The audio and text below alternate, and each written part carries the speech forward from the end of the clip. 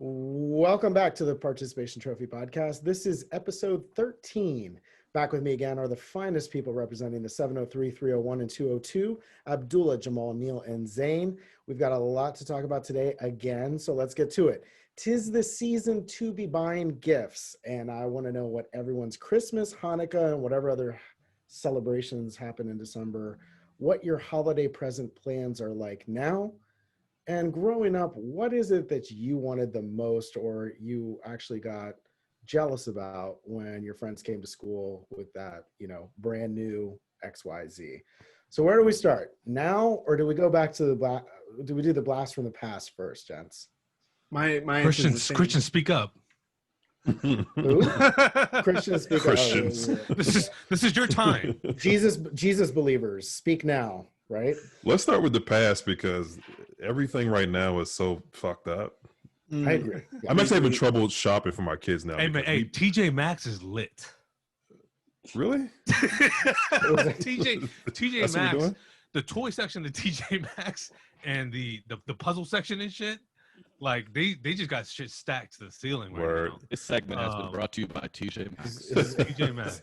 Are you doing a bit right now, or is this ahead. legit? Like, What? No. I mean, no. TJ Maxx. Are you implying that nobody's buying shit? Is that what you're saying? Or they just got No. stocked up? They just their selection of those like gift sets and little box sets of.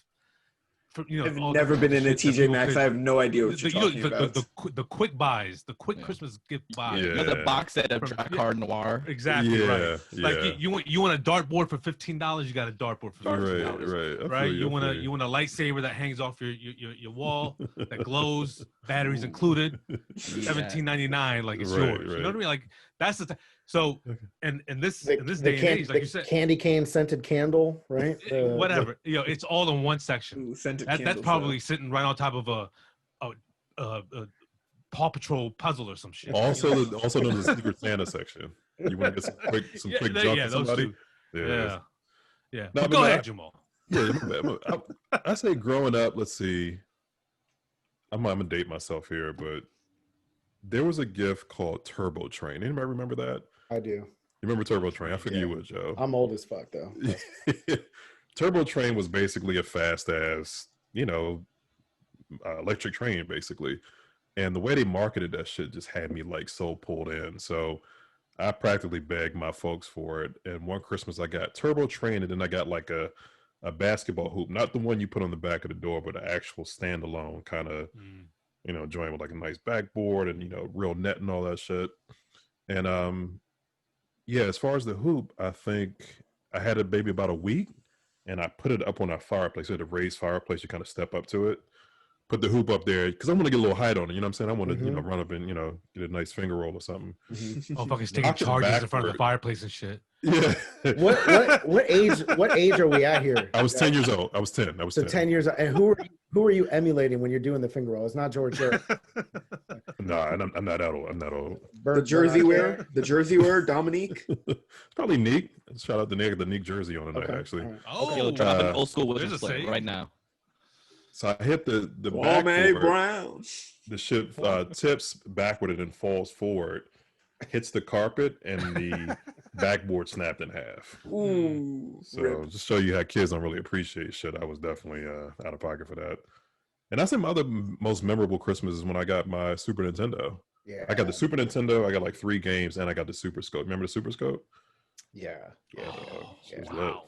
So, That was like next level duck gun. Exactly. When you start off with the duck hunt gun, like everything after that became like. Yeah. You remember the first time you played Tecmo Super Bowl on Super Nintendo? Oh my god! Yeah. Just seeing that transition from 8-bit to 16-bit. Yeah. Like, the football field, like they had the baseball field. You could have a setting whether or not you wanted to turn on the baseball field on the field for those early September games. Some Oakland You know Raiders. what I want to know? I want to know the dude who made the music, like what he's doing right now. Oh yeah, that's your shit, Zane. I still Zane listen listens to Tecmo Super Bowl and Tecmo Bowl music at work. while he's like when he's got a deliverable, like a deadline that's like 4 hours away. Yo, Like, that's he'll not a be bad so idea. Fucking pumped up. Isn't that the ready set? No. the soundtrack, beast ass music, dude. Yeah, the Tecmo Super Bowl soundtrack is It's up there. It's like right next to Sunset Park soundtrack. No, it's fucking amazing. Neil, we're gonna have to grab that. Remind me to get that one for the blog. We'll do. Find that YouTube and get that out. The game system. Oh yeah, there it is. Who had it? I'll plug it in. Don't even worry about it. All right. So the game systems to me were like, that's the first big one for me. Like I remember it must have been Christmas 88 or 89, something like that. Neil, I think you were still a thought in someone's head. I was my previous life. Fucking zygote. Zygote Neil. I was never even a thought. I was a mistake. Don't talk about yourself like that. Jeez, man. Wow.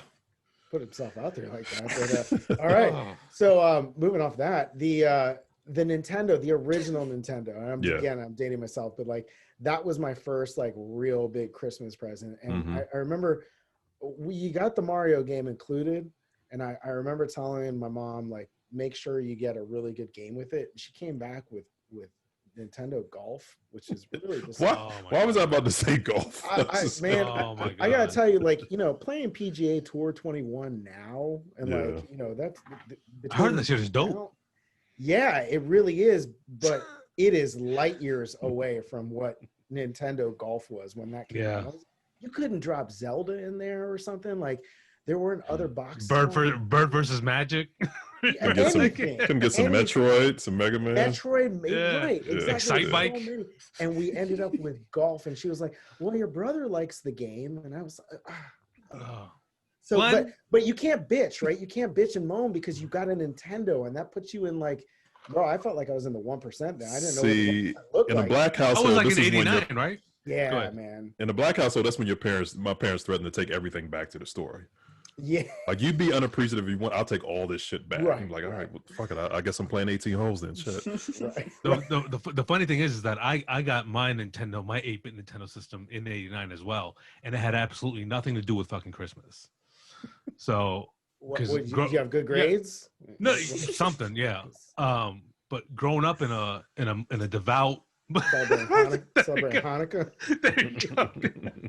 Bro, can you imagine 9 fucking days of holidays in a row?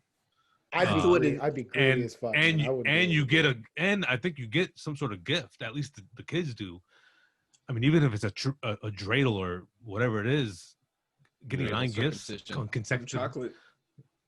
Between that and the bar mitzvah, like I just feel like they always get like extra days, like celebrate shit. It really is. Yeah, it's like an Indian wedding extravaganza, like 5 days and shit.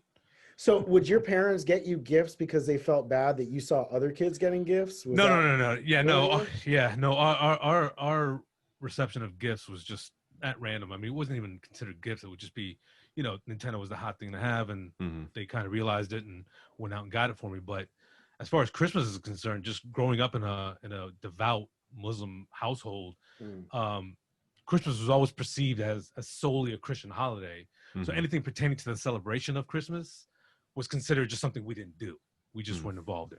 Right. It's not that we didn't care for it or we were against it. We just didn't partake, and we grew up kind of with that embedded in our heads. I grew up with we never really I'm sorry, go ahead. What? I was gonna say I grew up with friends with Jehovah's Witnesses. Same exact deal. Muslims and Jehovah's Witnesses relate so much. Right. It's incredible. I've actually I've met a couple of them. So we don't be knocking on my door though. we didn't really feel like we would be jealous or kind of felt left out. We just kind of felt like that's just the way it was. Yeah. And we weren't really involved. Like we would see kids with new stuff on or talking about new stuff that they got. But we wouldn't really see what they got. They wouldn't bring it around unless you went to their house or something like that. So it wasn't like it was put in our face like, oh, I got a fucking Christmas gift and you didn't, didn't even look at it that way. So I really like the way you put that, Abdullah. That you like, we just didn't partake in it. I feel very similarly, like being Jane, which is kind of. But you also you didn't feel some type of way about it either, right? Like, fuck, not I wish necessarily. I was Christian. Well, Yeah, but you know. Fuck, man, just baptize me right now. Just right now. I'm baptize myself real quick. Give me what the fuck. Some people showing up with some new shoes. I would be like, damn, where'd you get that from? Christmas? I was like, damn. There was nothing like the flex, the clothing flex and shoe flex after Christmas break was over. That's where I did feel. I was like, damn. Lots of starter coats, lots of Timbs, lots of Eddie Bauer parkas, like all that shit, man. That was expected. That's where I'm a little jealous, man, because you know my little Catholic school ass, like I had a uniform, so our only thing I could flex was my Michigan starter jacket. I got my all white Michigan starter jacket in '91. You had to take that shit off anyways, right? And I could only wear it like 3 months out of the year too, right? Or you get the shoes that the upperclassmen are wearing, the 8th graders, like 6th grade. You're like, I got these, man. You don't even have to tie them. You put them in little like knots and stuff. And Joe, tell the truth here. Joe, did you become a Michigan fan just off the fucking starter jacket?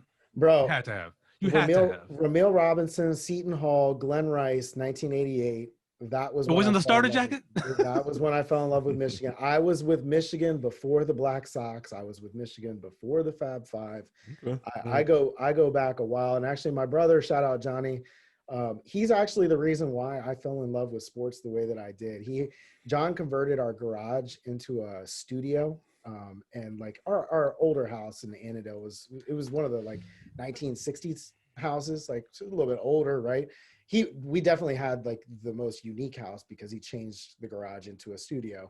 But shit, dude, I just grew up watching home team sports there, and it was just kind of like home team sports. I'm like watching sports 24/7, and John, because of the travel agency, is meeting David Falk before David Falk really blew up, and so I got a chance to meet Desmond Howard and all these Michigan people because there was a connection between there's just like all these tentacles, and that's where I really kind of started loving them. And then the national championship just kind of sealed it for me, and from there I've been a Michigan fan ever since, even though Jim Harbaugh sucks as a coach. Listen, the game's canceled this weekend. We'll bring that up. We might talk about that. I really wanted to just talk about the Michigan starter jacket, and we just got like a whole fucking black and white flashback of your fucking. I mean, but I did it pretty quick. I know I'm long-winded. And like shit. You just took us back. I know. Yeah. Zane, you're very quiet about this. Are you just like anti-Christ or? Our resident Muslim Zane Zaidi. Antichrist. The only memories I had was like people would be like, the other Muslim kid, he says they get money for Eid, right? And then like he would get like $200 from like his uncle or some shit, and then I didn't, so I'd have to be like, I mean, it could be any amount, like not even like $5. You know what I mean? Like you would just leave that like. Oh, you're talking about Eid. Yeah, like that's our Christmas. Yeah, so like usually like Eid, like your parents give you an envelope, and then you go to like a family dinner, right? And then like all the aunts and uncles or people with kids, like they would give all the younger kids an envelope, but it was always like some agreed set amount, which was like $5 right? $5. Yeah. And but like when other kids would ask, envelope, yeah. Exactly. Other kids would ask, and like some other kid would get some fucking crazy like $1,000. What the fuck's going on? I don't know if but even that $5 gift. Like it kind of cut off like right around the age of like 9 or 10. Like after 10, eventually like it started fucking depreciating and shit, like $4.99, and then it was like $3. Did you guys have the relative who sent you the amount of money that the age you were turning, and then they just fell off the earth when you turned 13? No. I got that in a little while. That's Sicilian, man. That's 100% Sicilian. Right. Yeah. I did a little PG County too. mixed in with some PG. There you go. You know about a Sicilian contingent of PG County? It's a whole collective. They all hang out around over by the Heckingers.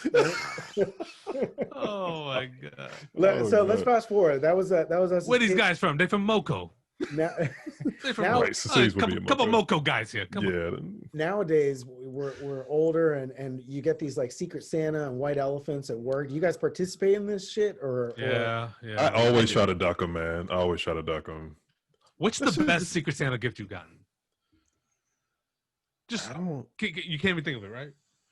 The best. It usually ends up being like a bottle of wine, right? Yeah, like bottle. Yeah. That's typically what it comes down. There's always that one person that scores, in Secret Santa. Just get The something thing that's is, a little there's limits, slightly better than like everyone when else. there's limits, it's always like $25, right? Of course, Like, right. What Right. the fuck am I gonna get for That's what I'm saying, $25 man. that I couldn't buy myself? I mean, if you go to TJ Maxx, you find a shit ton of things. But the So I most got nothing creative, to look, say. but if you do Secret Santa in the office, especially, you want a bunch of older black women because they get creative as fuck with the That's what I'm dollars. I saying. swear to Yes. God, yo. Yes. Like, I'm sweating an hour before we supposed to start the Christmas party, and I'm getting like a fucking soap holder that got a clip on the top, and then they come in with like a jacket. Like, what the fuck? Where you get that from? Yeah.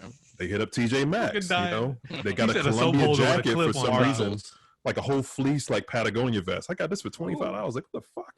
Like, I would have never been able to find that. I got a salt light. You ever seen those little salt lights? The ones that What's a like glow salt red? light? Dude, I was shopping It's for supposed that to last emit night. positive energy. It's some It's a Himalayan salt lamp. Yeah, the salt I lamp. was shopping for one last night. It's like it's 2 in the great morning. it's great during sex. I'll tell you that. Like, Is that like the lava lamp? It just Do you use it? yeah, the lava. No, just it has this weird. It emits this weird ambiance. Like not even weird. Like a I know what positively you're saying, weird like colors, yeah. ambiance. Like when Did you put that in Sarah's room? Just to remind her how she got here. So Oh you my. came from that little lamp, right? Did you say cam? oh oh yes. Whoa! Have any of you participated in White Elephant Exchange? Which one is Can we White talk Elephant? about again? That's the one where motherfuckers come in and gank your shit. I hate gank, that yeah, shit. yeah, take yeah, your I shit, hate that yeah. shit. We used to do that at shit. PTO all the time. Yeah. I hate that shit. Bro, so you much. talk Yeah. about creating animosity in a world. Yeah. Man. Yeah. Like Yeah. you're sitting there holding on to this beautiful bottle of Bacardi Gold, Mm-hmm. and then the dude who won the clock comes up and is like, "Oh, I'll take that." Yeah. And you're like, It's like "You a fucked up mother-" Office episode. right? Yeah. It Right? is. Yeah. And there's always Yeah. one big gift that's wrapped poorly, so you know exactly what the fuck it is. Like, oh, I know that's a basket of decorative soaps. Like, I don't want that shit. Pass this along. So Neil, what's under? What are you getting for Christmas this year? Not shit. I don't know. I got myself a Chase Young jersey that I'm excited about. Well, there you Okay. go. Hey, let's do let's do a White Elephant here, man. Is that a segue? No, Okay. not yet. Not yet. It's Abdullah getting wants to segue to be me live burning my John Wall jersey, which I would never Yeah. do. Whoa. Yeah, Whoa. Neil's a walking segue into the Wizards, man. I'm looking forward to the White Elephant idea that you have, Abdullah. Do you? Yeah, let's do it. You want to do? let's one? do it. Are we going to do a Get Hammered podcast? Let's do I'm it. Let's down. get hammered. Don't we do and that the every White Elephant. podcast? I'm down. Not Alright. every podcast, no. Definitely. And we'll do not. the same. We'll do the same shitty $20 limit. So you motherfuckers got to get creative. All right, we got to get Creativity, Neil. my weak We got to get Neil a lava lamp. I do want All right. Salt lamp. Salt lamp. Neil, are you gonna get us a math tool? Is that what you, I don't know it's gonna come Yeah. from you. What, you protractor want and shit. a compass? Yeah. Played it, Okay. protractor. A canvas painting of John Glenn landing on the moon. Is that... Do it John yourself Glenn binary land on the code moon? painting. No, I don't know. I don't. You tell me, Neil. You No, tell- I don't think so. At You're least the one with Earth behind you. Got the science background. No. Woo. Neil. Neil So when the are we science- revealing this? 2 weeks from today? 1 week from today? 1 week Yes. or next week's pod? Yeah, something like that. We'll figure it out. But we do have. So we covered toys this week. What did we decide? We're going to do movies next, and Yeah. Music. then music. Yeah. And we Yeah. need you guys to get involved. There's going to be a poll on our Instagram, and you There we got to go. tell us what you like in movies and Yeah. music wise. There Yeah, we we're go. gonna start. We're gonna start pop quizzing you, motherfuckers, man. So Real. That's right. And we won't do it on Twitter because we don't want to get limited engagement. So we're gonna put it on the Instagram, we'll put it on the Facebooks, and we'll get the feedback, and then we'll talk shit about movies and make fun of each other for our movie and music choices. Sure. To quickly turn the attention to coal in your stocking. If you're a John Wall fan, Oh. Ooh. you are not having a good Christmas. oh man. Let's go to Open Gym. All right. So, gentlemen, thank you for the segue knockout there, Zane. I love it. I love it. Keep me on my toes. John Wall got fucking traded. The one thing we talked about, John Wall and what he needed to do in order to improve his game in 2021, playing for the Washington Wizards. And literally, what was it, 24 hours? 12 hours roughly, later? Yeah. He was off to Houston. I am now at probably stage 6 of the depression phase of the whole thing, but I'm kind of over it by now. And it's only because now I'm embracing Russ Westbrook. And, you know, I actually was listening to a conversation on the radio today where somebody said, name the greatest athlete who's come through town in the last 20 years. And it's really hard to think of somebody who's come in at the level of Russ Westbrook because, you know, you're talking about Hall of Fame, first ballot Hall of Famer. John Wall, as much as we love him, he's not a first ballot Hall of Famer. Sure. First ballot Hall of Fame person, obviously we all cared about, but how are you all feeling about this trade now? I mean, we've all had a week to digest it. What are we feeling? I just want to quickly piggyback on your point. To inherit a player that comes with a hive, like with actual a stand fan base, a stand base, like really Russell does. That? He does actually. I didn't know either. I honestly didn't know either. I always considered myself a big Russell Westbrook fan. I don't know if I was a stan, but I've always enjoyed Russell Westbrook. Yeah, same here. But when you talk about Twitter, and some other platforms, you'll actually find there's a good community of Russell Westbrook stans, and the Wizards are effectively inheriting that fan base as well. Like they're coming along. They used to be Rockets fans, and it's funny because Rockets fans are like, take these motherfuckers, man. These motherfuckers crazy as shit. You could really think of them as their own country, and then that would give the Wizards 9 countries on their team.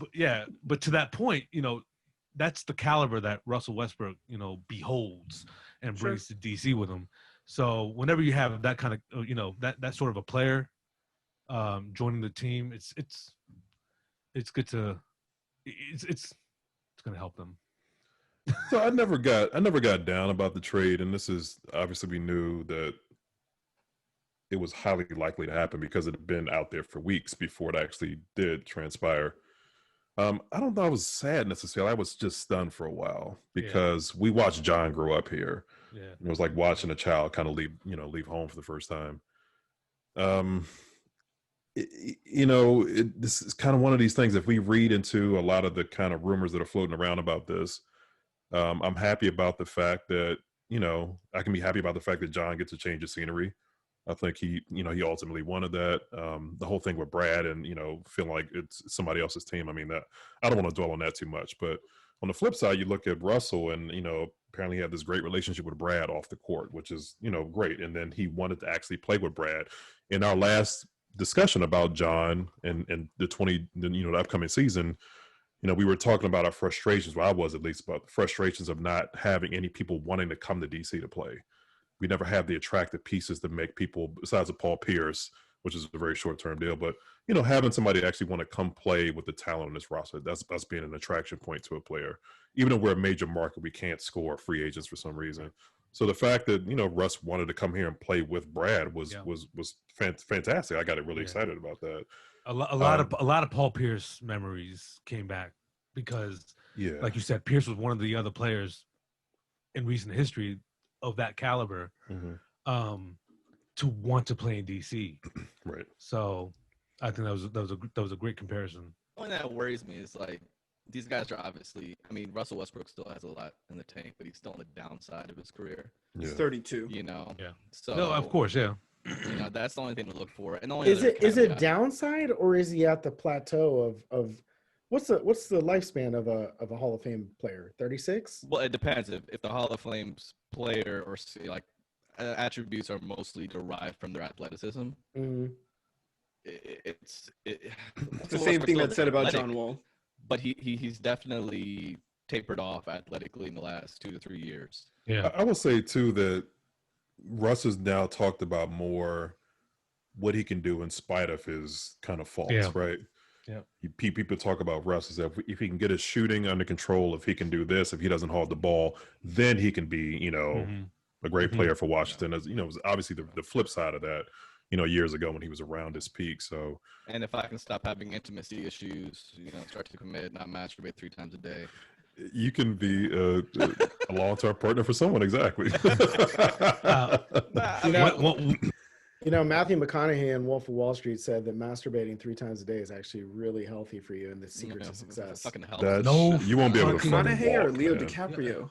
No, that explains a lot. McConaughey's character. He said cocaine, masturbation, and hookers. Character. That explains a lot.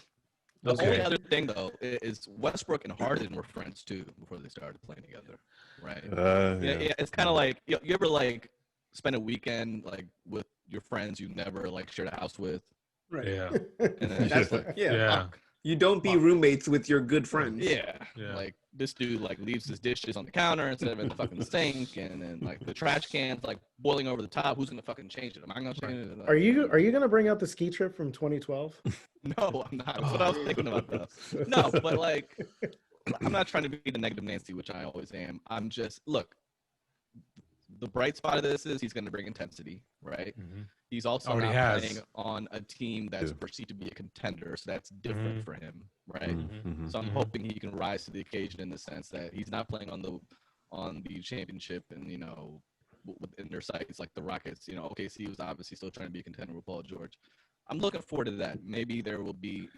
I'm saying he's an immature player, but I think with the younger guys around him that hopefully he can help level them up the next couple of years and wherever this goes, kind of be, a motivating factor. Can we say without hesitation that Russ is better than John right now? Yes. Right now. I mean, in the sure. Right. I want to talk about something, and Neil, I want to get your thoughts on this. Mm-hmm. Let's talk about the dynamic of of Westbrook and Beal on the court, right? So John was always known as a first-hand distributor, like as the first point guard. Fast first point guard, right? Now with Russell, who is, in my opinion, able to create a lot more offense than John is able to in terms of getting the ball in the basket. John was kind of more one-dimensional, drive to the rim, pick and roll, but Russell can put the ball on the floor and kind of he's regressed shooting a lot, but he's still a good creator of offense, more than just driving and pick and roll. And with Brad being who Brad is, another enforcer, a lot of people are kind of maybe thinking that without Wall, Beal won't be as good because it was Wall that was able to set up Beal and distribute to Beal. Did they not see what Brad did last season? Of course, 30 and a half. Right. But it's going to be even more so now, right? Because while Russell does accumulate assists, he does dish the ball, he doesn't really move the offense, right? It's more just kind of reactionary, like benefit of the moment type of assist that Russ works with. What the dynamic of Westbrook and Beal in the backcourt without being a dedicated distributor is going to be a little bit different for this offense. Yeah, and I think Beal though he's a little bit more of a distributor now than he was, say 3 years ago. Yeah. Obviously, absolutely has. The whole whether this trade ends up being worth it or not is going to come down to whether Westbrook and Beal can gel together or not. Obviously, they're saying all the right things right now. Everything's in the honeymoon phase right now. But we'll see. I saw an interesting stat. Beal's usage percentage last season, 34.4%. Westbrook's usage percentage last season, also 34.4%. That's a big number for two guys. I'm sorry, I'm not really a math person. Who in that percentage? Like what's probably it's got to be Harden. It's got to be James Harden. It's usually so to kind of put this in perspective. Usually usage percentage, the leader in usage percentage is right around 41%. Correct me if I'm wrong, Neil. Okay, but usually the guys like Westbrook in Oklahoma City, James Harden, of course, John Wall had a 40% usage rate. I think it was third or fourth in the league in 2015. Interesting. Was that the Hawks? Was that the Hawks playoff season? Yeah. So he was at 40. You're saying Russ is where at 30? 34. So it's probably top 10, but they're high usage players. Harden's career high usage percentage 2018-19 before Russ came 40.5%, but still last year 36.3%. Yeah. Mm-hmm. So top 10 in usage, both players. I've never found most guards to be able to mesh well together. Yeah, I know. Yeah, I've that's what I'm worried about. Like, I've always, for John Wall, I've always wanted to have a great big man, right? In my mind, when I see a penetrating point guard, right? A penetrating point guard is going to kick out to spot up shooters, or he's going to lay it off. Like we saw how Gortat and Nene flourished with Wall, right? He would get to the paint, he'd be able to track a double team, and he would be able to dish it off, right? When you have guards, like, you see it all the time with players like. As John put it with March, spoon-fed him. He spoon-fed the shit out of him, right? So you have a situation here. I mean, what's going to be the key in my mind is going to be how well Beal and Wall play off the ball, and how Westbrook, the coaching staff can get them moving off the ball to create easy buckets, right? Because Brad, as far as I've seen, he's a solid spot-up shooter, but he's much better on the move when he can use his dribble, right? Yes. As our most scorers. So that's something I'd be curious to see. I think moving off the ball, particularly, I love Wall to death, but his movement off the ball wasn't always the greatest. And that's why offenses just kind of stagnated a lot when the ball wasn't in his hands. Right. Stagnated a lot because Wall really didn't do much to create off the ball. Yeah. So, but we'll see. Now he's proclaimed to have an improved 3-point shot. He's thinking that he's coming back better than ever. And, obviously, I hope he does. Honestly, I said this on Twitter. Yeah, I realize now after watching John Wall and some of those pressers and talking about his time in DC and a lot of what we talked about just watching him grow. And that's the way he sees his tenure in DC was an environment where he was able to grow from a skinny 19-year-old kid from North Carolina to a 5-time All-Star, top sons. 5 point guard at one point. Yeah. So 2 sons, family. So after watching that, I feel like a John Wall stan again. Like I really want him to do well in Houston, despite everything that might be going on in the background over there. Yeah. I think he's going to pop off. Situation. I think he's saying that he hasn't been healthy for the past 6 to 7 years, and he's saying that I was back basically playing on one leg. Yeah, he could be very good again. Yeah, I feel we hear that a lot. To Zane's point, I just wish Wall would have had DeMarcus Cousins in 2015, not DeMarcus Cousins in 2020. Like if John would have had a center, and I love Marchand. I'm one of the most appreciative Wizards fans when it comes to what Marchand. I think he gets hosed by some Wizards fans as to what he actually did for this city. Damn, man, if John would have had somebody like March who played above the rim, I mean, you're talking about Sports Center highlights left and right, and instead you just get a bunch of like layups, which, don't get me wrong, that's great and stuff, but like the national attention you don't get when you're not that type of flashy team and winning games. It keeps you out of conversations for all NBA and all these other awards that are possible. And I think I the same conversation I was listening to in the car today, we talked about Russ's presence on social media. And look, social media isn't the say all be all, but he's got 15 million followers on Instagram, 6 million followers on Twitter, right?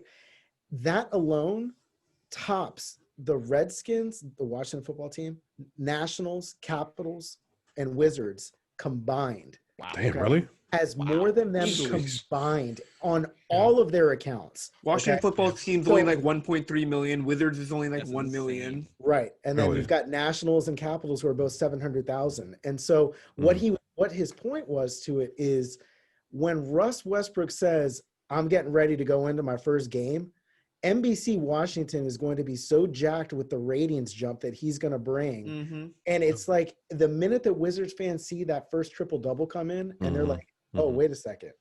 This dude's doing everything on, boards, assists, points. Yeah.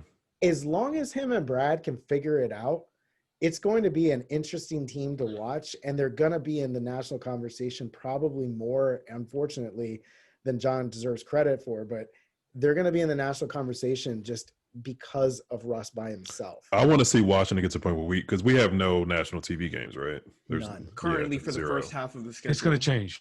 Yeah, I want to see that tide shift because of Russ's play. I'm also looking forward to him elevating the intensity of the team. Mm-hmm. I mean, John has some dog in it. Don't get me wrong, but the reason, there is only one Russell Westbrook. Yeah, to Abdullah's point, Russ has always been my second favorite player to watch because I never seen a guy bring that much intensity every single night, mostly on both sides of the floor. And if he can raise that level, especially with these young guys who I want to tap into Bonga and make him a lockdown defender. I want to, really bring out like more in time. You know what I'm saying? Like that's the thing I'm really Thomas Bryant and Rui Hachimura. Can they become above average starters? And I bring the dog out in Troy Brown. Listen, we saw. Listen, influence is a big thing. We saw it with Pierce. Yep. We saw what Pierce did to that team in 2015. Mm-hmm. Bradley Beal was 21 fucking years old. Otto Porter was a young calf. John Wall was still had not reached his prime. And Pierce, just that influence, just that intensity, that dog that the team needs. We see it with the Washington football team with Chase Young. We're not saying the football just yet, but Chase Young is fucking dominating. Is leading that team and dominating every opponent they play just off his fucking energy.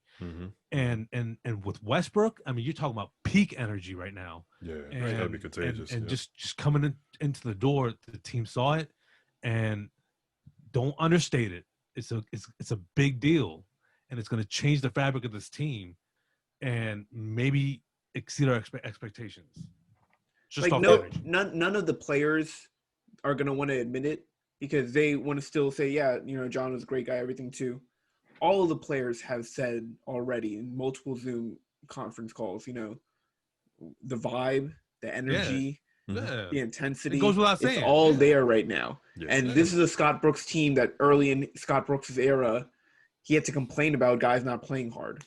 Yep. Right. Yeah. That's not going to happen anymore. It's going to change. It's not going to happen. I promise you it won't happen. Acceptable. Yep. There's going to be a new Russell Westbrook gif if it happens. So we'll have a lot to talk about the Wizards. The preseason starts on Sunday, correct? Correct. At Brooklyn. Let's make sure that all of you all are following hoop_district on Twitter. We got myself and Neil will be on Snapstream throughout the season. We'll be showing highlights left and right. Hopefully a lot of them. Hopefully Russ can still get above the rim. To close this segment out, I just want to say 10 years is a long time, man. And Jamal, to your point, I feel like we kind of watched John grow up. I'm super thankful for everything that dude did. Paid people's rent during COVID, the turkey giveaways, the backpacks every year. And we made a point on our social media feeds on Hoop District as well as All Pro Reels to not include a picture of John in a uniform as a first post, but him in the community, because the greatest assist that John ever made to DC was what he did for the 202. And so mad respect and love to John. Hopefully Booba and the sixth man of Five Deep will continue his relationship with John and still get us some exclusive stuff.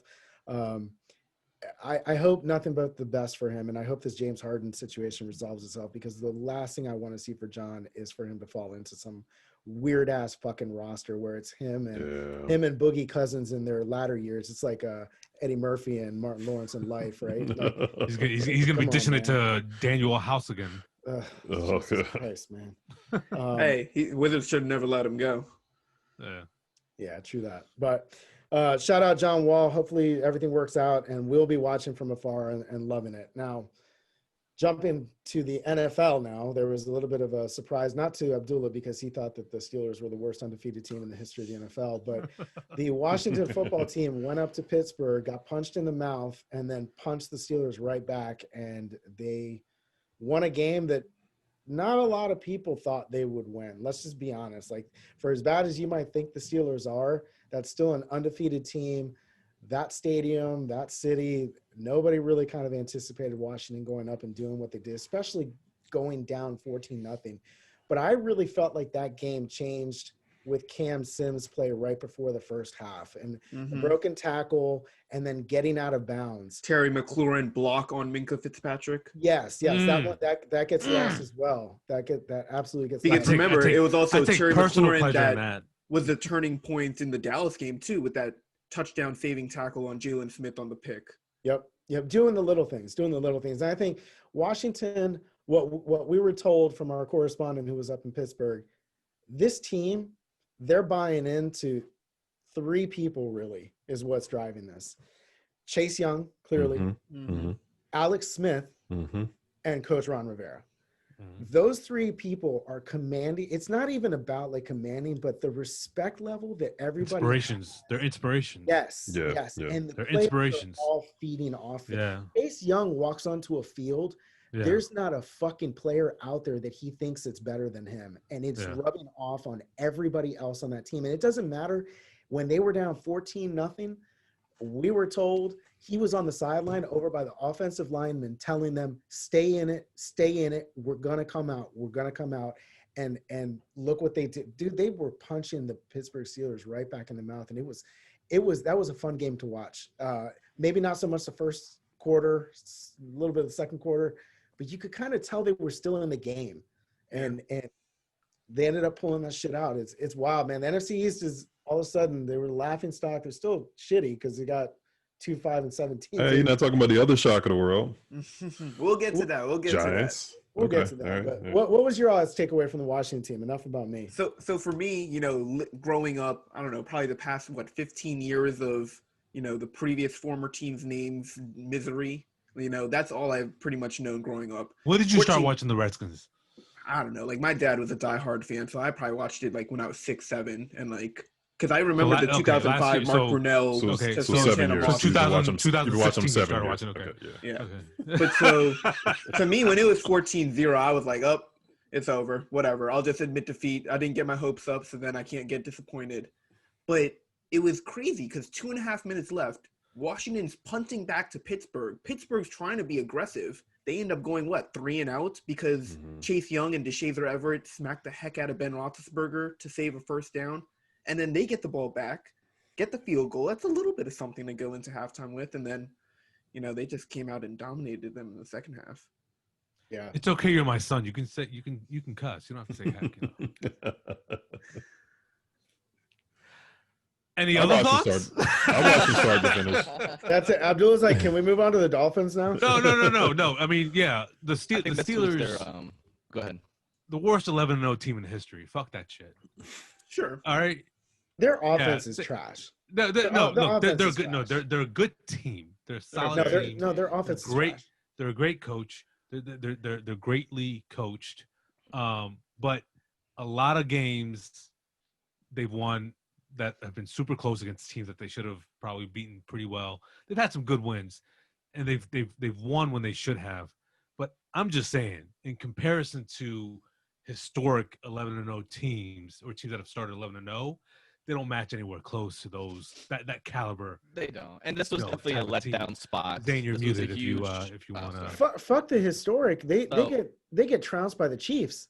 The Chiefs would blow them. I think the Chiefs are going to blow them out. But I mean, you look at some of these teams of the past, like the '91 Skins win 11-0, the '84 Dolphins win 11-0, '85 Bears. I think we can. 09 Saints. They're not of the ilk of other undefeated teams we've seen. No, we've seen the Panthers when they won 15-1.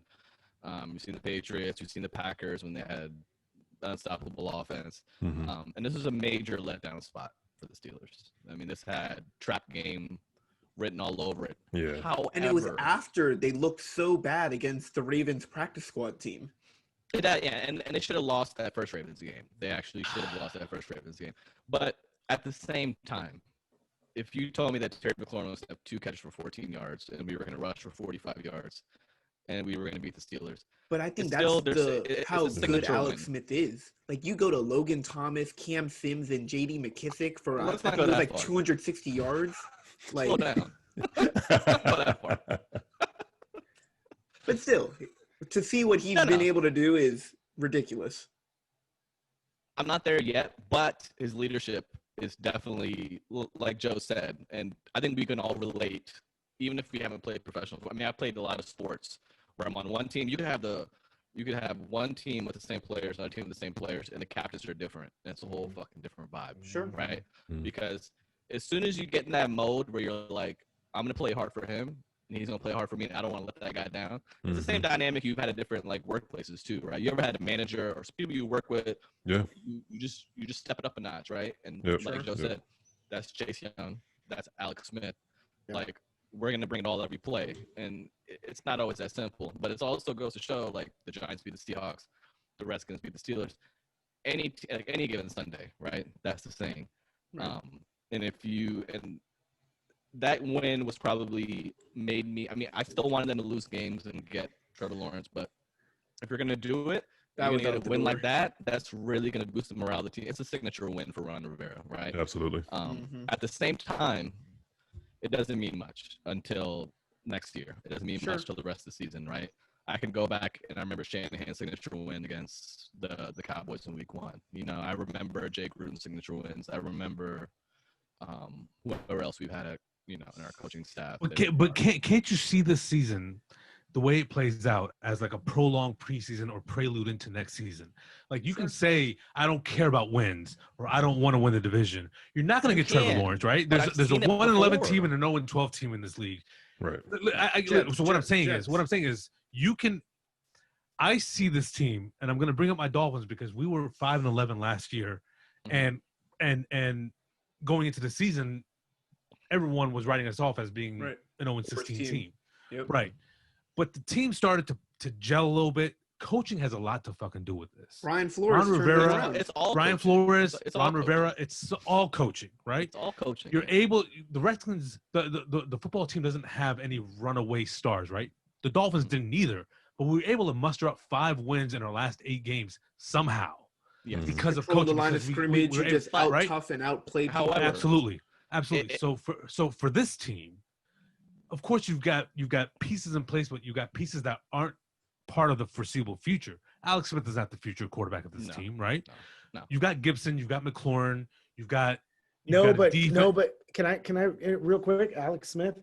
We're past the that's a cute story phase of this thing. Like this dude wins football games at a 65% rate. Yeah. Okay? Yeah. And look, Zane, you might not like it. You might think that they're ugly wins. They are, but what I tell you from the sideline visits that I've seen since he's been inserted, and let's remove the Rams game because that was just atrocious. Okay.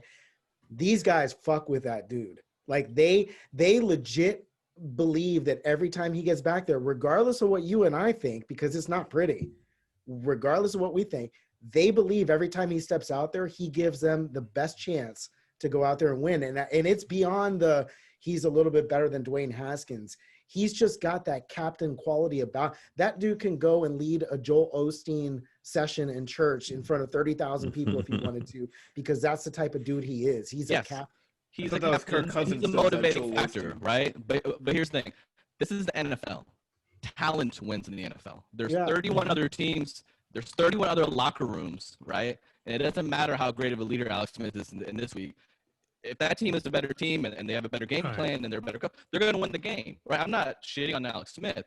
But what I'm saying is, this is not the future, right? No, it's not. And this is a shootout league. This is a shootout league.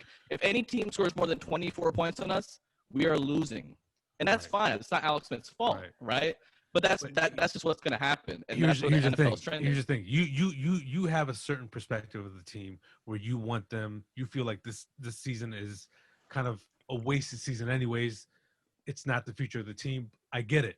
But here's the thing: players don't care about our feelings. They're going to play regardless, right? Of course, yeah. And what I feel like is, again, you as a fan, you can continue to watch the team with zero expectation of them winning the game, and saying, I don't expect them to win because, like you said, X, Y, Z, A, B, C could happen, and everything falls apart, right? Outside of, Alex Smith really turned it up, Chase Young really turned it up. Some days they're not going to, and whoever it falls back on won't produce. They lose the game. I get it. Yeah. There's no expectation to win. But as long as they are winning, you know that on the inside, the interior, the foundation of that team is building, is growing. Chase Young is experiencing NFL wins. Gibson is experiencing NFL wins. I agree. I fully agree with you guys on that. Those intangibles, right? I'm just saying, let's take Ron Rivera, right? One of the cogs and linchpins. Did Ron Rivera go over 500 in every season that he had Luke Kuechly and Cam Newton? No, he didn't. Of course, right? And I'm not saying that's a red mark. I'm just saying, we have to really temper our optimism sometimes, right? Because I just remember these moments. I remember when Shanahan came in here and he won that game, and we got a real coach, and we got a real. And I remember when we won, we went to New Orleans and we won with RG3, and I was like, oh my God, we got this guy Deshaun Gomes, 7th round pick, he's playing hard. We got this guy in the 5th round. Yo, he's where the fuck are those dudes now? I never heard those motherfuckers since then, right? So like, I'm high on certain players. I'm high on Chase Young. But, like, would I be shocked? Like, would you be shocked next year if Tua had a great season with the Dolphins winning 4-12? No, you wouldn't be shocked. Yeah. This is the league. This is the business that we chose, right? That's what happens, right? You can have these guys, but you have to play it well, right? And I just haven't seen him play it well until I see him play it well. This motherfucker's waiting for that. You're waiting for that Lombardi Trophy to be hosted, man. No. I just want like normal teams have 3 good seasons. Right? Yeah. Normal teams have 3 10-win seasons, and then they win the Super Bowl, and they suck for 10 years. But it was fucking worth it, right? I mean, I get it. We'll go back to something that Zane and I both said. One of those rare times where we both agreed about 4 or 5 episodes ago. Redskins fans are the worst fans in the history. That's the only thing that bothers me. That's really kind of where we're at, right? Because I've never seen any more infighting than the Redskins fan. I love it, man. I love it. Every year, I wait for the unfolding. Yeah, the unraveling is delicious. Jamal that Jim from that Jim from The Office meme where he's hiding behind the window, the window blinds. The blinds. Yeah, that's how we are. Non-Washington football team fans just watching the fan base just go up in flames. So this fan base was already checking out what the COVID guidelines in Tampa are right now for February. Trying to see, are they still having fans down there or no? We gotta see, how do we stack up against the Chiefs? Are we really good to go with that? Or so let's talk about Let's get into another team that kind of put a thorn in the side of those playoff plans. Colt McCoy, Alfred Morris, and Graham Gano. Three former Redskins. Oh man, and Graham Gano. I didn't even think about Graham Gano. Lead the New York Giants into Seattle, right? That was in Seattle. 2 touchdowns for Alfred Morris. Yeah, in Seattle.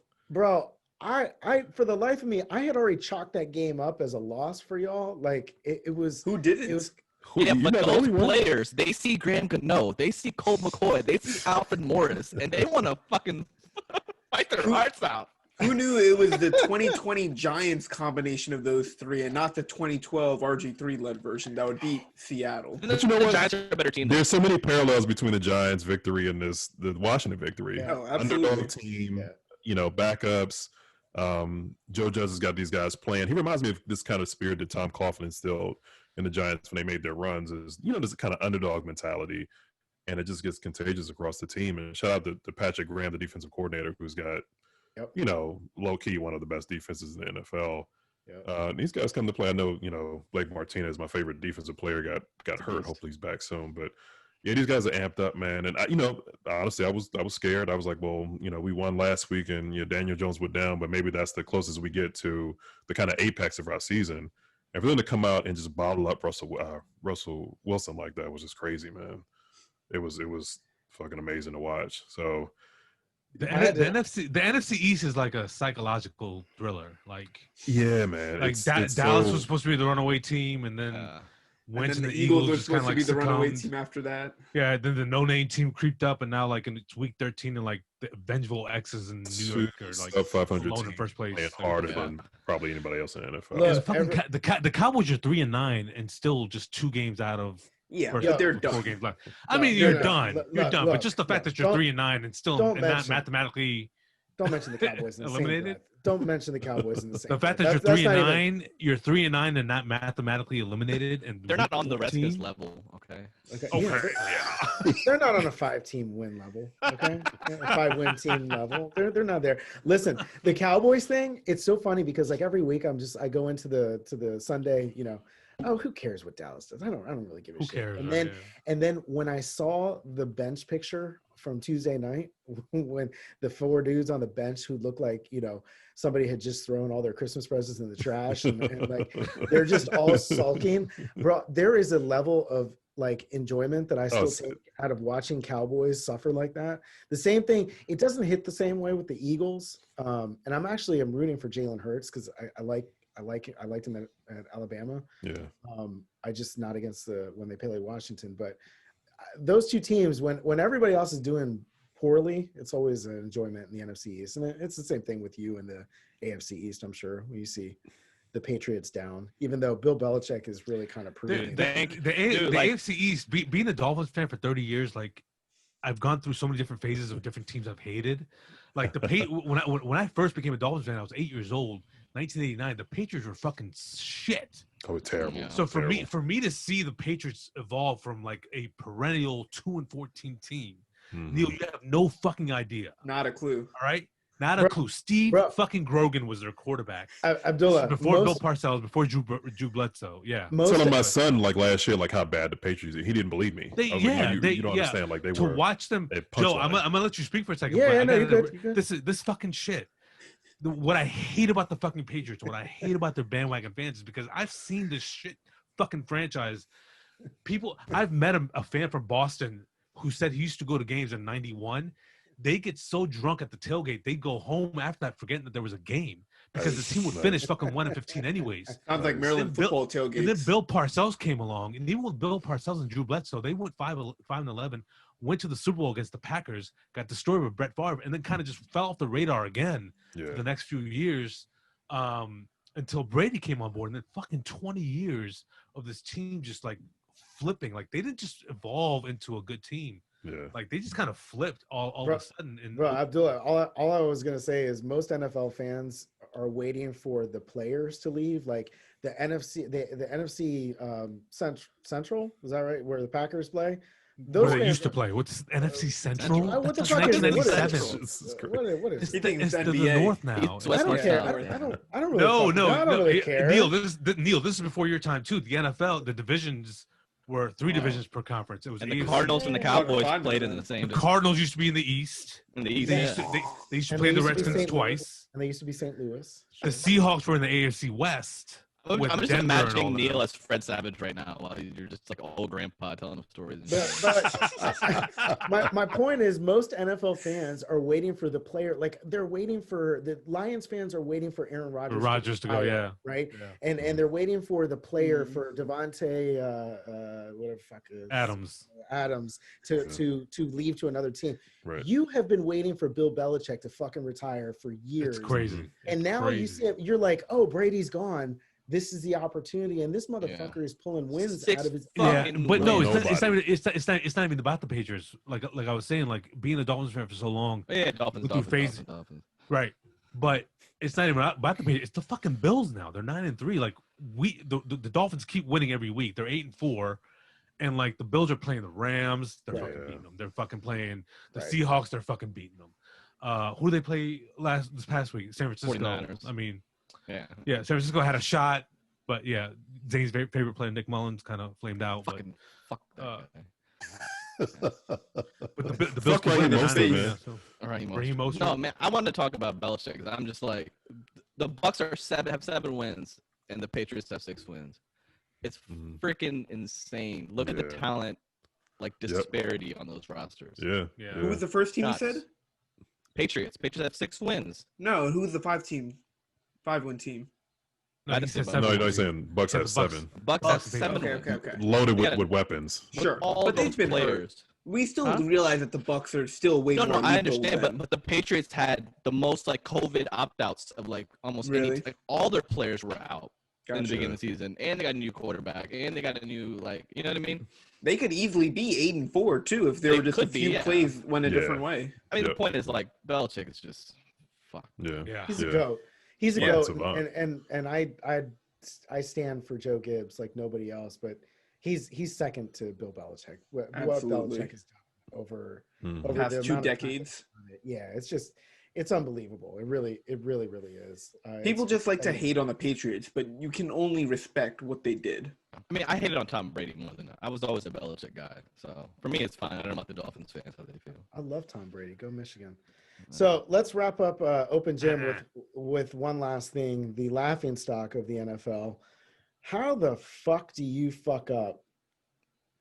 Man, that was this week. You got to protect 50 yards, right? You got to not let a touchdown happen. The only way you could possibly let this happen would be if it was a Madden game and there was some sort of a fucking glitch. Well, guess what? The glitch's name is Greg Williams. And he Cover calls it zero. Zero blitz. Is that what he called? Cover zero. I saw Derek Carr step up in that pocket, and I was like, oh, he about to get nailed. He unleashed that thing, and I was like, there's no chance that there's not somebody back. Nope. And this is literally after, I don't know if it was the previous play or 2 plays before, they missed a deep shot. I think it was Nelson Aguilar had 2 steps on the Jets defender, and they just missed it. They come right back, and they hit it. Yeah. Crazy. Let's go to our AFC East analyst, Abdullah Sharif. How fun is it to watch the Jets suck so bad? Oh, especially with Adam Gase as their coach. Yeah. It's amazing. It's orgasmic. This is better than butt fumble. It's orgasmic. Yeah, the Sanchez years I hated because he was such a terrible quarterback, but they still won games. They were nice for a second. Back-to-back AFC championships. Back-to-back AFC championships, going 9-7 each of those years. Beat the fucking Colts. They beat the yeah. I feel bad for individual players. I feel terrible for Jamison Crowder because I love Jamison Crowder. Good. He was really good here.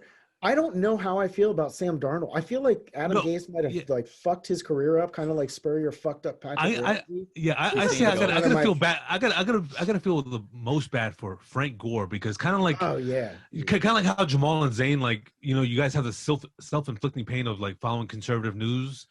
Like, why the fuck is Frank Gore spending his 16th season in the NFL with the Jets? Frank must have some huge child support payments over him or something. Jesus Christ! Like, usually when guys are still playing at that age, they are like imagine being a bruiser. Yeah, imagine being a bruiser like Frank Gore. Like you're not just getting touched every play. Like you're getting fucking bruised. Yeah, you're doing this shit for the Jets in your 16th season, like 37 years old. Like, sad to see. After Le'Veon Bell said peace out. Even AP is done better in Detroit.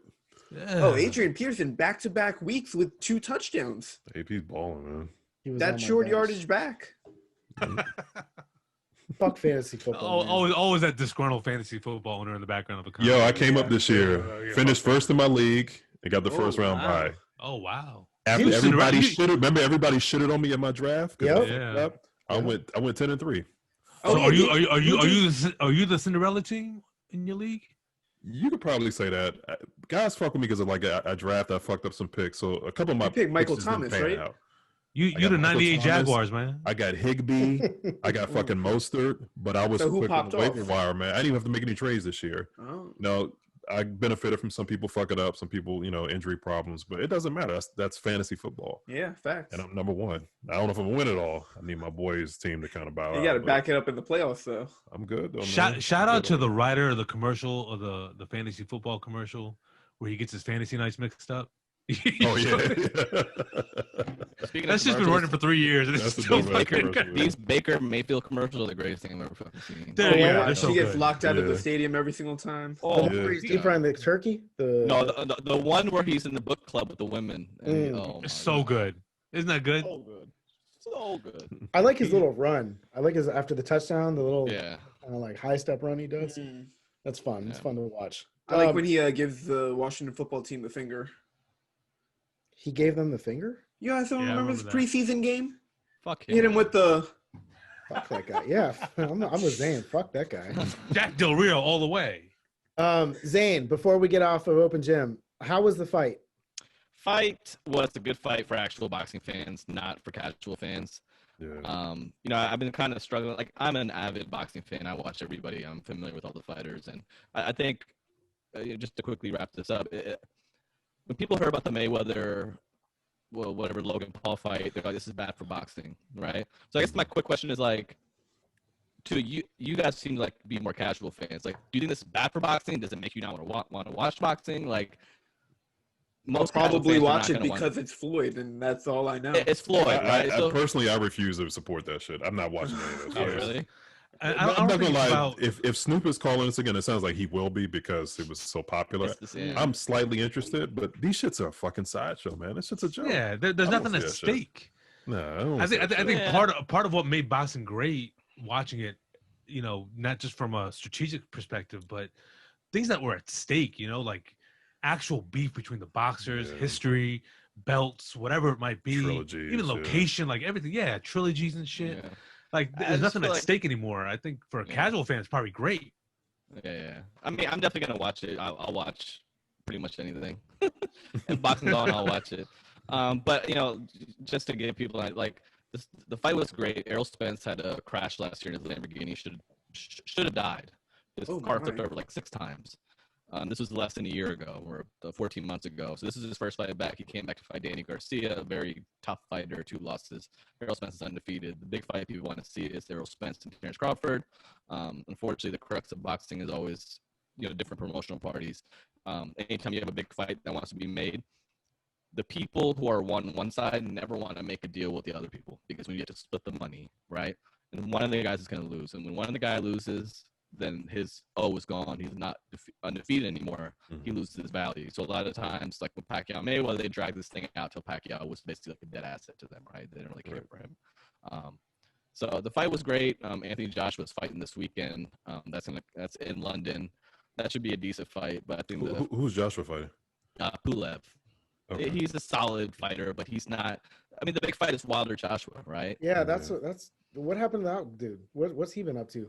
Well, Wilder is basically suing Fury for, it's alleged that he tampered with his gloves and had some sort of device in his gloves, or like a weight that helped it. Yeah, all sorts of wild shit. I'll send you guys the video that he made. It was fucking crazy. But they're struggling to come to terms for a third fight. And like I said, money and boxing is so corrupted. You'll never see the big fights happen until it's the last minute. So, unfortunately, I watched the Spence fight. I ordered the fight too. I was a little concerned that Spence maybe bit off a bit too much in his first definitely true return back.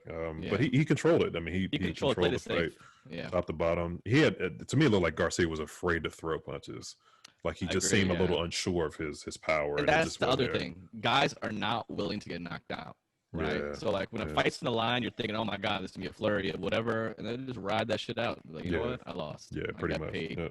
So that's interesting. So So is there any must-see boxing coming up anytime soon? Unfortunately, no. The really when you hear the word Spence versus Crawford, that's gonna be the fight you want to see. Those are the 2 top welterweights in the division. They're both undefeated.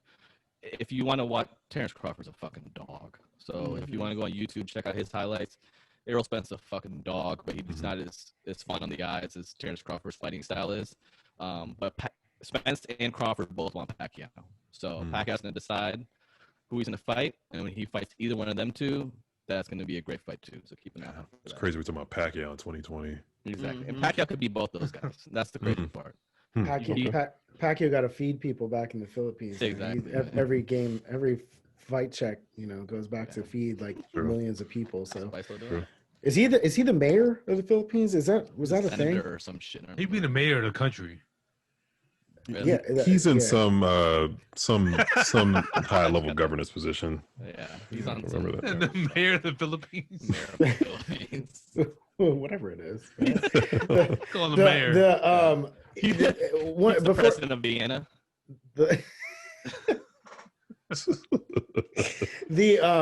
Is Snoop Dogg, is he really starting his own Fight Club thing? I had read something about that too. Is that's my last thing on boxing? I don't know. I didn't read about that. He just commented on that fight, and it was fucking marvelous. Yeah, he was apparently riding the high of that, and then told a bunch of people he's going to start his own thing called Fight Club, and he's gonna run it. But I guess I would pay money to watch him. Sounds like a high quote. Yeah. It does. What should you say? All right. His agent calls him, like, so what's going on with the Fight Club? Fuck you talking about? Snoop Dogg and Triller to start celebrity boxing league called that scene from Menace to Society. Which one? Like the accountant shows up at his door. He's like, "You told me to show up at 1 p.m." He goes, "I don't give a fuck what I said." What's that guy doing right now? Like, fuck the Tecmo music guy. What's that guy doing now? He said, "Why you show up so early?" He said, You told me to show up at 1 p.m." No one actually shows up. What I said. That's hilarious. That's like a spot where they had no idea what the fuck to write. They're like, okay, what does he say next? All right. Well, let's change gears and get into what is must-see TV, and for that we always lean on our resident theater expert. That's Jamal. Jamal, you have gone from HBO Max and you have now switched over to Netflix. Yeah. Spoiler alert.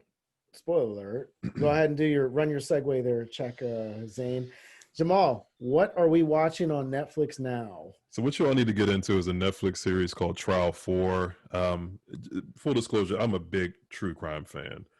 I'm deep in the true crime podcast community, documentaries, movies. I mean, you name it. I mean, I get a rush out of kind of uncovering things and seeing stories behind all sorts of unfortunate events. So Trial 4 is a 8-part Netflix docu-series on a guy named Sean Ellis, who in 1993, at the age of 21 years old, he was arrested for murdering a police officer who was doing detective that was doing security outside of a Walgreens.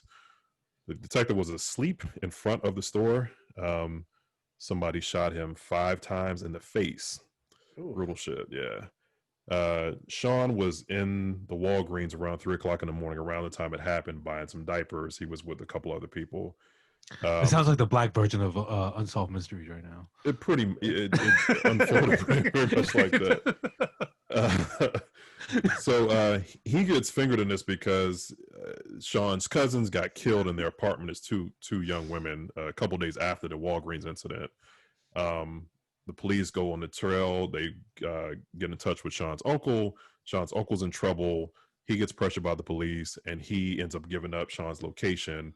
And what we see, and if you can figure it out by now, is despite a lack of connection between Sean and the actual murder, the police put it together. It's a corrupt police force. Boston PD are extremely corrupt, and they get into a lot of details on specific cops that are at the center of this and how they have been under all sorts of disciplinary problems and kind of running just all types of terrible shit in the city of Boston.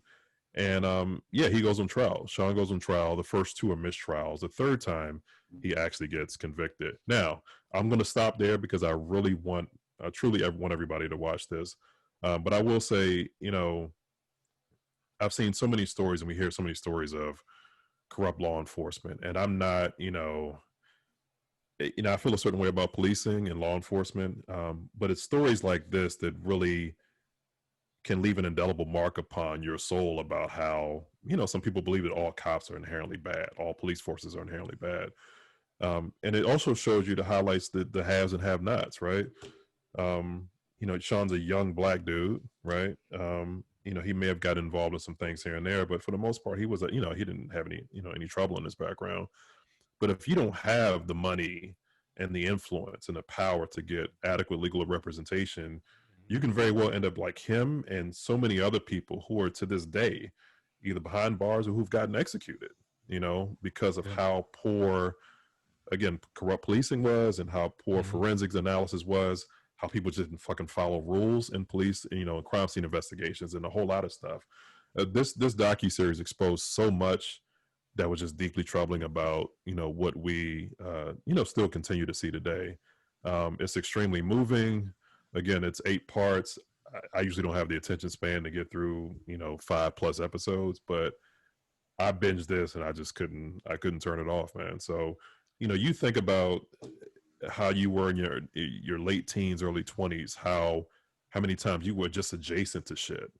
I'm out at a bar and my boys, somebody we knew, on the periphery of our crew got to a fight and somebody got shot or stabbed, right? Or I wanted to ride with my mans, but I just so happened to double back to the house. And next thing you know, he's in something and, it's police involved. And, we butt up against so many things that we did in our youth, and, early 20s or so. And, just by the grace of God that we escaped it.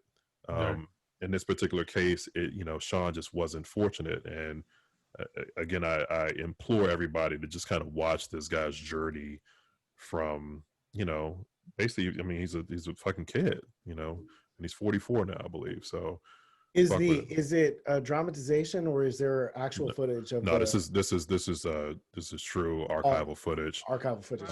They use an animated. It's really this really cool animation to reenact the murder and the eyewitness viewpoints and stuff like that. But no, this is all real footage. All real. I can't. What city does this take place in? Boston. Boston. Yeah, so right around Boston area. And it's a docu-series, you said? Yep. And all parts are completed, like everything is. Yeah, you see it start to finish. Yeah. Okay. Yeah. So I mean, God bless people like these Innocence projects that are around different cities that, you know, represent people in these situations pro bono.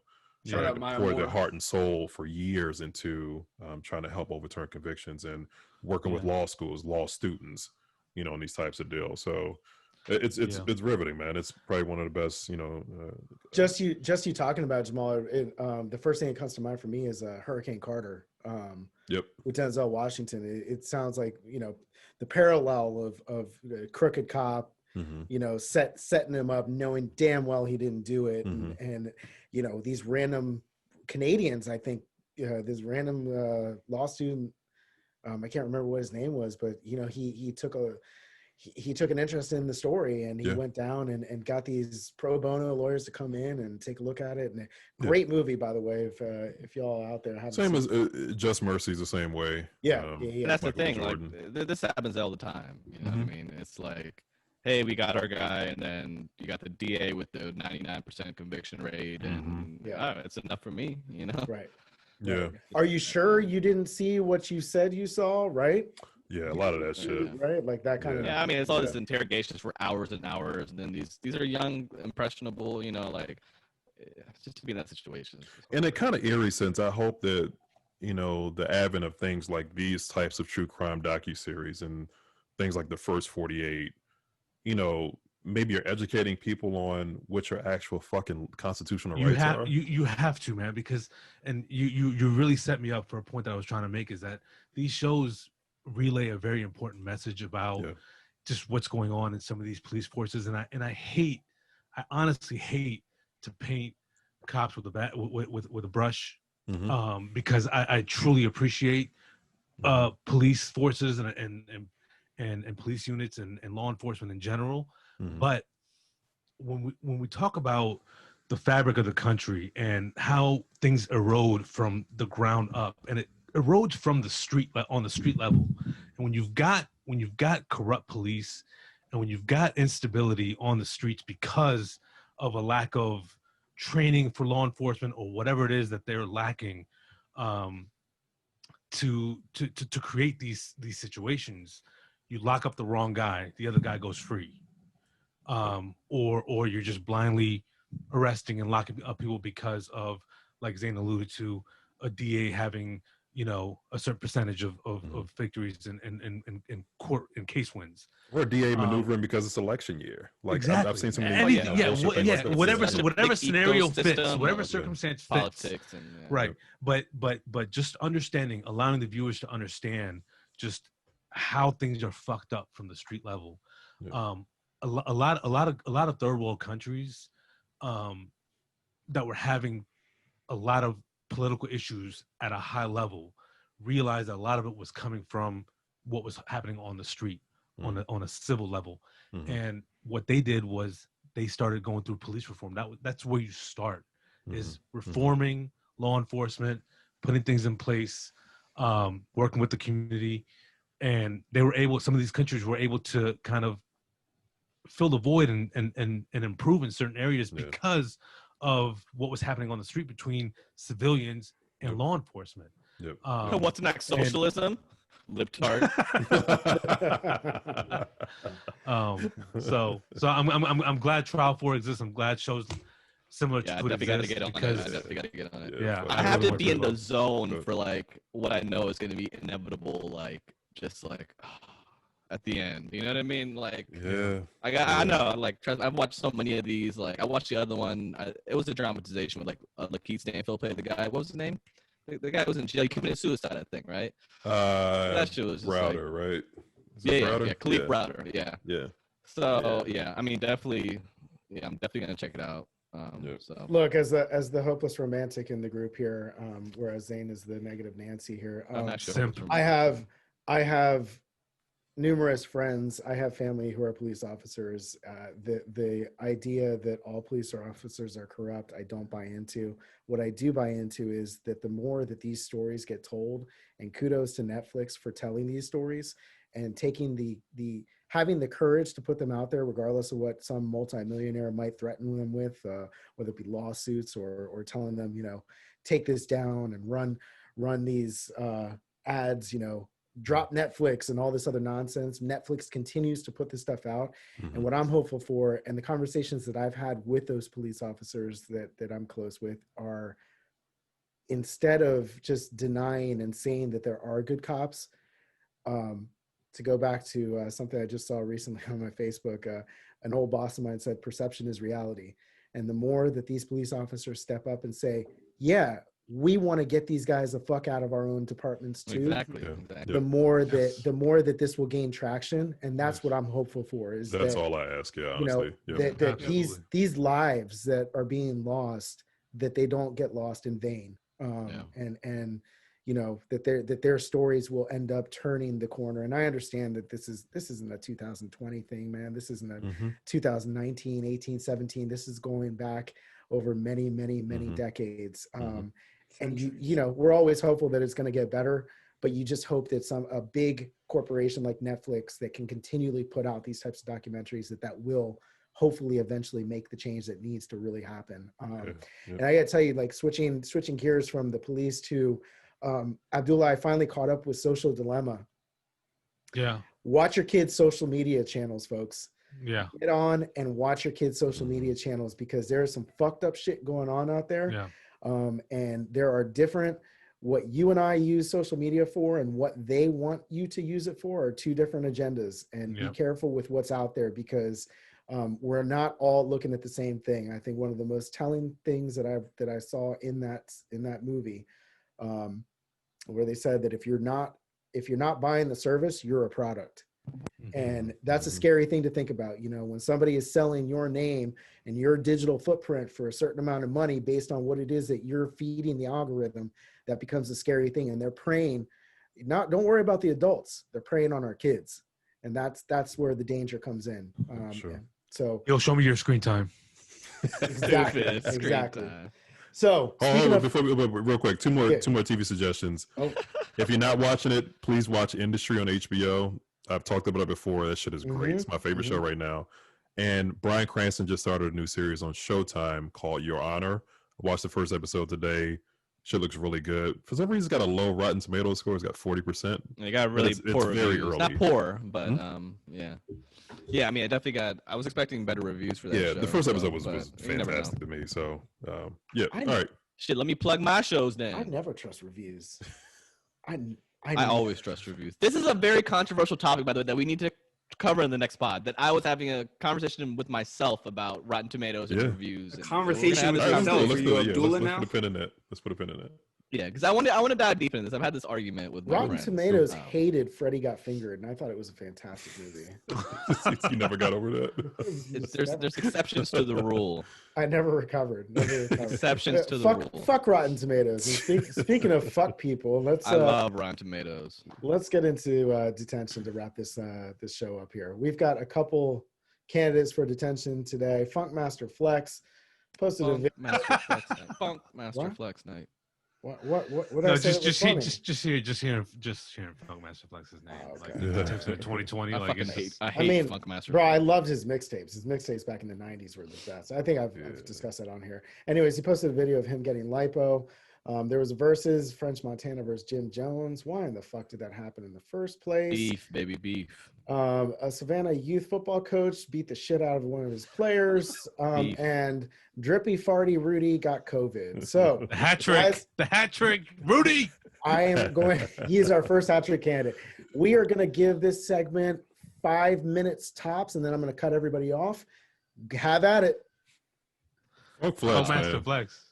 So let me. Funk Flex got lipo. I guess he put the shit on his social media to get ahead of the probably shit talking he's gonna get once he showed up. Fucking 30, 40 pounds lighter. But did you watch it? Unfortunately, I saw a few seconds of it. Okay, I didn't watch any of it. Don't do it, yo. Don't do it.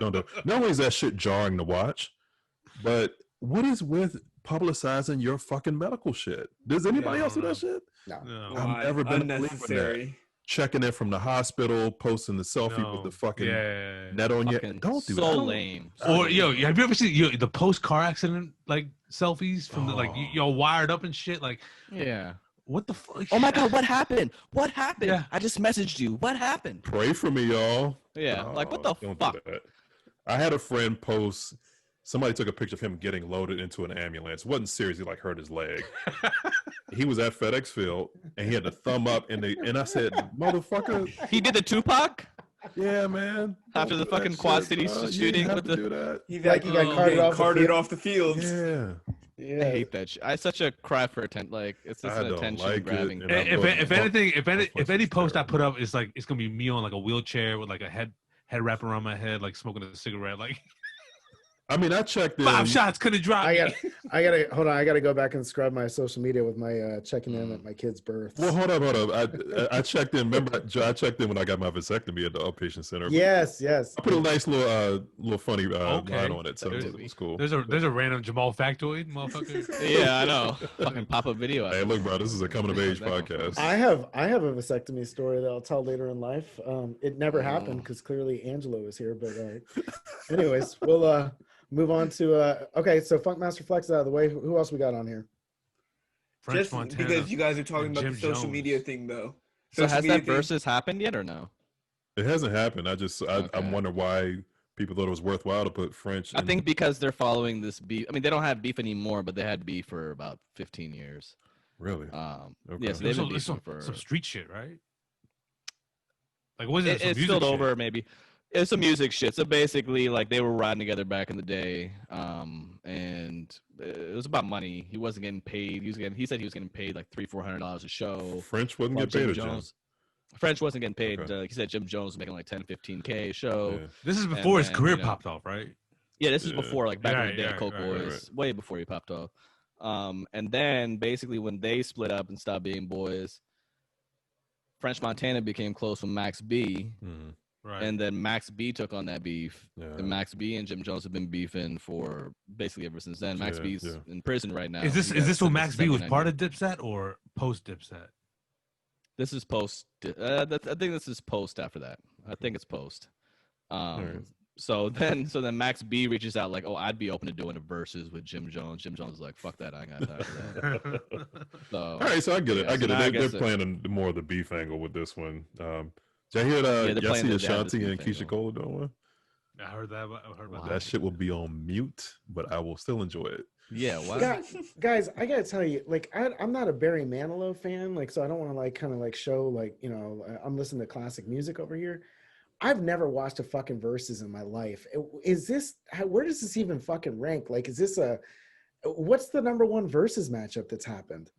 Numbers wise, I think it was still Beanie Man and Bounty Killer. What the fuck? Oh, I guess it's international. So I think it started like when RZA and Primo. Yeah, they were the first verses, right? That was the first one. Yeah, it was more kind of like publicized one, like a pastime during COVID. There was actually let's just get these dudes. Everybody. There was a better one. Yeah, the best one is Swiss Beats versus Just Blaze. If you want to go watch that. Timbaland. Yeah. Yeah. The Beanie one is still number one, I think, in terms of viewers. I heard that was really good. Yeah, it was dope. The fucking Police came during. It was fantastic. Oh, Then I think Gucci is right now, and Gucci and Jeezy's number 2. They did huge numbers on that shit. Yeah. I'm not a fan of verses. I don't understand the allure. So actually, according to Wikipedia, which is the encyclopedia of the internet, the Erykah Badu versus Jill Scott is the 700,000 Apex Peak is the highest rated one. Really? Erykah Badu rated. So viewership. That was the first one I got really excited about. But I didn't think it did huge numbers. I guess it was huge numbers for the We need to make a segment on ones that our top 5 we need to have happen. Oh yeah. There was a rumor about Tribe and Outkast, and as long as Dre's still walking around Atlanta playing a flute, that motherfucker ain't getting no verses. Y'all can kill that idea. I'd love to see it, but it's not gonna happen. Yeah, this is kind of like boxing. You're never gonna get Nas and Jay. Nas and Jay would be a fun one. Never gonna happen. Jay would never do that shit. Yeah. Well, I know. Jay is too busy. So this one would be French Montana's second verses. Is he worthy of 2 verses? No, he's not. He went up against Tory Lane. Am I saying that right? I sound like a Barry Manilow fan over here. Tory Lanez? No, he's not worth it. Jim Jones is not worth it either. So I don't. They're just 2 guys who like have good beats and they're on the song and they have guest features and they're like the lead. I mean, I honestly don't even want to hear Jim Jones. Like I don't. He has how many songs do he have? Like these guys don't have any. Jim Jones is gonna do I don't- Ballin', and that's something people like. That's something Yeah. people don't recognize. Hey Ma. That's it. Yeah. Yeah, That was Joel's. It's, Never mind. it's That all was good. Joel's. It's all good. That's not even- yeah. That's not their song. It's not. Yeah. I mean, I don't know. This is just Jim Jones wasn't even like my top 3 Dipset artists. Like he was like he was Top- after wasn't J.R. probably top Ryder, 5. like after Yeah. Don P, and after like I don't even think Freaky Zeke rapped, and I'd put him above Jim Jones. Exactly. Yeah. I almost thought personality. I almost thought you said PD Crack. I was like, no wait, that's Oh, I love PD Crack. So I love Petey Crack too, yeah. we'll bring Oh. that up for bands, a band segment later. The verses that we most want to see that we know we'll never get to see. That's actually Yeah, good. sure. That's actually a good topic point there. We should get into that. We'll skip over the Savannah Youth Coach, but I will say, don't hit your fucking kids. This isn't Remember the Titans. We're not in 1960. You can't beat the shit out of your own kids. That's just not. Remember that's the not Titans? yeah, That didn't happen in the room. They're beating the shit out of those kids. They're running them through the woods and stuff. You can't do that anymore. Oh, yeah. It's 2020. You can't do that shit anymore. Mobile. Let's knock this thing out. Last detention. Farty Drippy Giuliani got COVID. Go for it. Wrap this thing up, guys. Who's surprised? Stupid ass idiots. All these people. Hey, wear your fucking mask, people. Come on, stupid now. ass idiot. Stupid ass idiot. It's ridiculous. Wear your I damn can't mask. stop watching this motherfucker though, man. It's like comedy. It's fucking comedy gold. That's why he's on the show 3 times, man. It's comedy gold, man. I read somebody said that Rudy just proved that you can get COVID from a bat, give it to a human, and take it back to a bat. I did see that. That was good. That was funny. It's fucking disgusting looking. Oh my god. Hey, with the drippiness, he kind of do look a little bat-like. How does he? As he chugs the solo cup. I'm surprised he didn't get COVID from blowing his nose and wiping his face with the fucking. Oh my handkerchief. god! Well, he gave Jenna Ellis. She has COVID. They said she got it from a Christmas party, but no. The funny thing is that during that hearing, he had asked the lady next to him to take off her mask. Idiot. Like I said, idiot. Was that the Michigan girl who was screaming? The one that sounded like she was drunk. Yeah. Oh no! Did you hear the story about her? Oh, she's a town stripper. Yo, Word? you gotta if you ever She want to got have OnlyFans. if you ever want to have a laugh, OnlyFans. if you ever want to have a laugh, just go to Google and put in Rudy Giuliani the Onion. You know some of the headlines they got for this motherfucker. Oh, it's got to be gold. Rudy Giuliani tests positive for slew of obscure bat diseases unrelated to COVID-19. Your Honor, I'm ready to present, says Giuliani pulling rotted melon stray cat out of old burlap sack. There's another one. Hold on. The virus dies with me, shouts COVID-infected Giuliani, clambering in the hospital incinerator. This is really how Rudy chooses to end his career. It's just sad, man. Bro, he could have So gone sad. out on top as the mayor who delivered us from the 9/11 attack, and instead, fucking dripping down the face and looked You like chose to be a conspiracy theorist for another grifter. he turned out to be just yes, 100%. A number of these viruses are only sexually transmitted between bats, so this is extremely concerning.